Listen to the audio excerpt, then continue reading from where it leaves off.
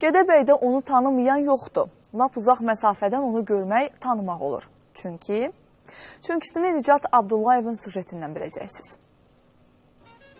Bu oğlan Gədəbəyin ən uzun boylu sakinidir. Hamıya yuxarıdan aşağı baxsa da səmimi oğlandır. Adı Simandır, özünün də 24 yaşı var.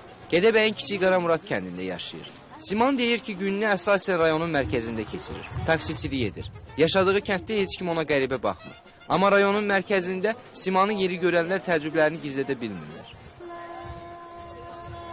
Görməyən insanlara biraz lağ kimi gəlir, gülürlər, elirlər, belə maraqlanırlar, gəlirlər qırağımda dururlar ki, yəni görüm də bu insanın boyu nə hündürdür, ay Allah.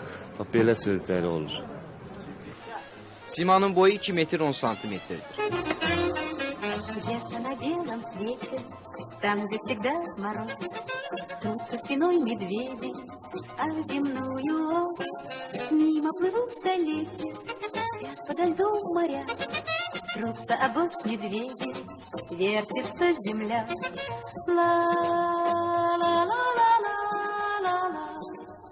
Uzun boylu olmaq onu məşhur etsə də, bunun çətinlikləri də var. Siman deyir ki, evdə, küçədə, bir sözlə, olduğum hər yerdə bəzən ürəyimcə olmayan işləri görməli oluram.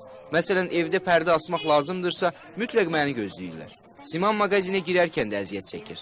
Qapının hündürlüyü Simanın boyuna görə olmadığından o əyilmək məcburiyyətində qalır.